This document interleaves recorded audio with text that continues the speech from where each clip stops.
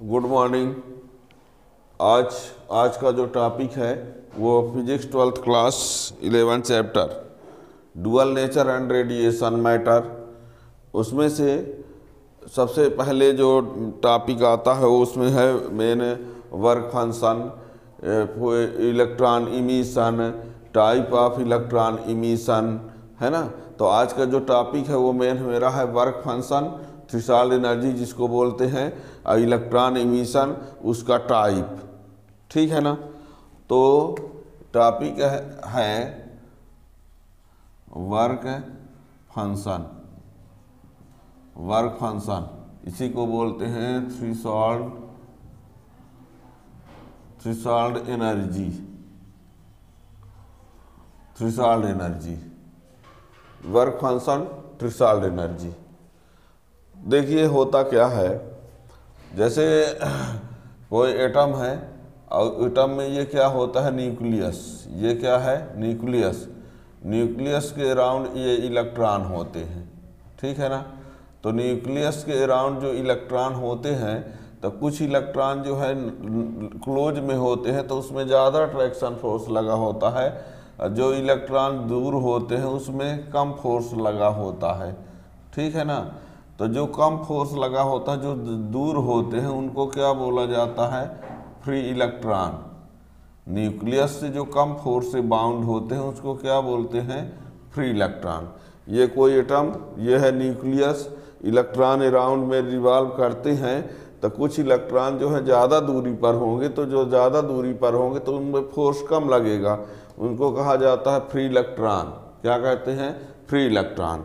और यदि ये इलेक्ट्रॉनों को कहीं से कोई एनर्जी दे दी जाए तो ये इलेक्ट्रॉन जो है वो क्या करेंगे, यहाँ से हटने लगेंगे, ठीक है ना। तो किसी भी, अब मान लीजिए इसकी बात, अब मान लो मेटल सरफेस हम ले लिए, क्या ले लेते हैं अब, मेटल, ठीक है।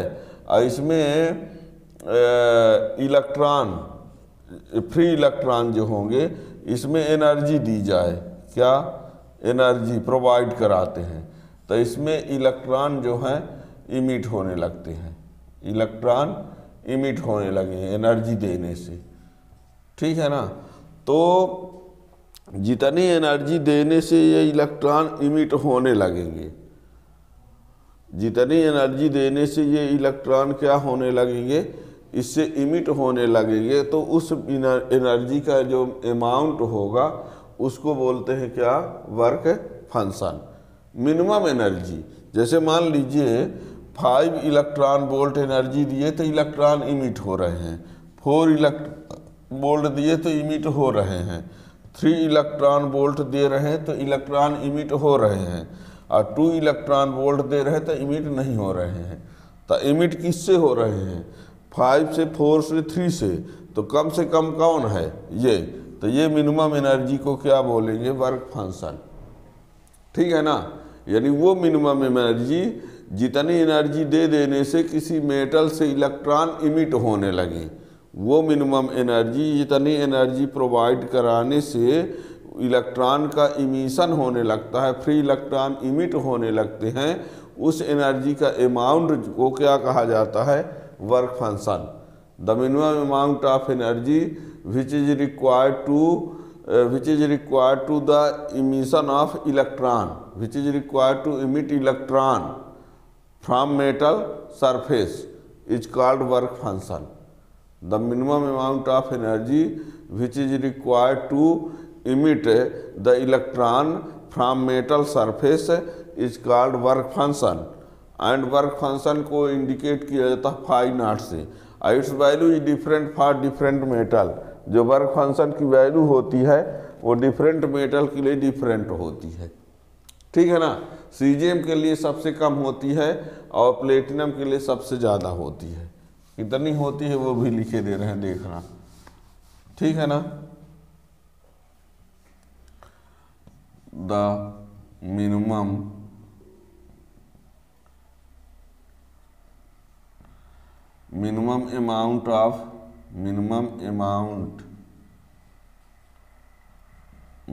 amount of energy, the minimum amount of energy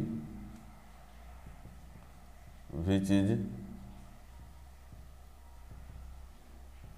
to the minimum amount of energy which is required to emit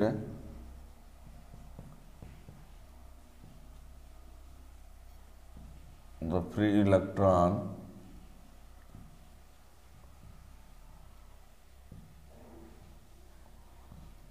from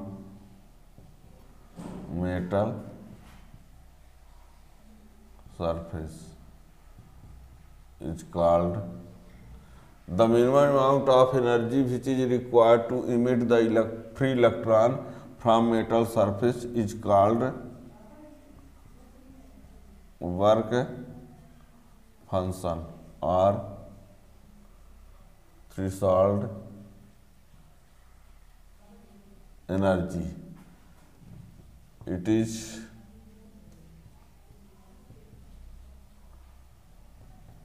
denoted by phi naught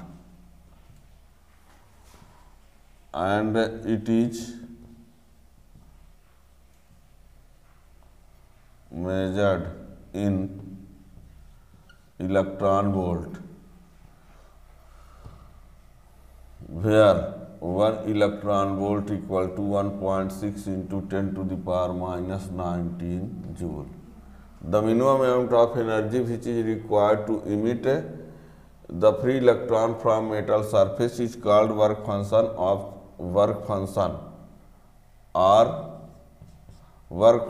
or threshold energy.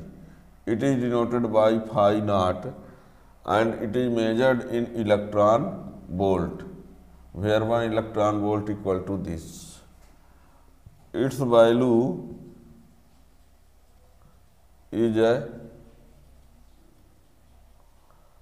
different for different metal.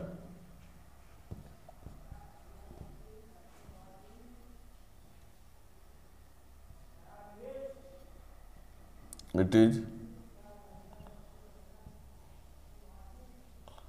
minimum 2.14 electron volt for cesium and maximum 5.65 electron volt for platinum. It is minimum 2.14 electron volt for cesium and maximum 5.65 electron volt for platinum. ठीक है ना, तो ये रहा work function. ठीक, इसके बाद आता है electron emission.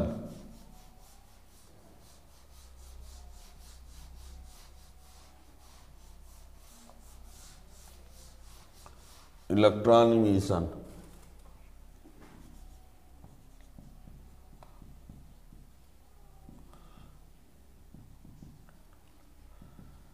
electron emission to emit out free electron from metal surface।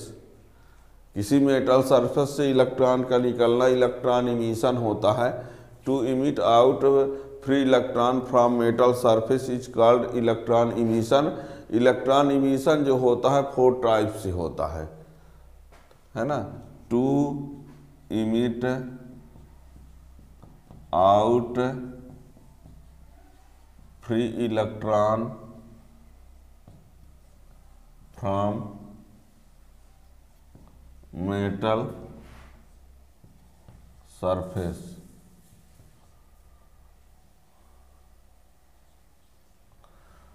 to emit out free electron from metal surface is called electron emission। It is of 4 types। To emits out free electron from metal surface is called electron emission। It is of 4 types। ये जो 4 types का होता है वो कौन कौन है देखिएगा। एक होता है थर्मोआयनिक इमिशन, थर्मोआयनिक इमिशन। सेकंड होता है फोटो इलेक्ट्रिक इमिशन, और थर्ड में है फील्ड इमिशन।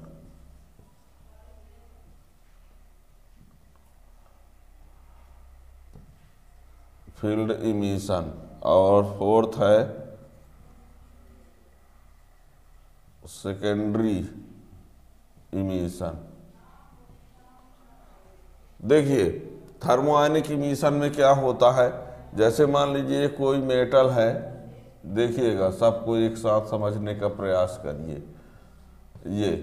ये मेटल को हम क्या करते हैं, मान लीजिए हीट देते हैं, इसको लेते हैं लाइट की हेल्प से, इसमें इलेक्ट्रिक फील्ड की हेल्प से, इलेक्ट्रिक फील्ड, और हाई स्पीड इलेक्ट्रॉन,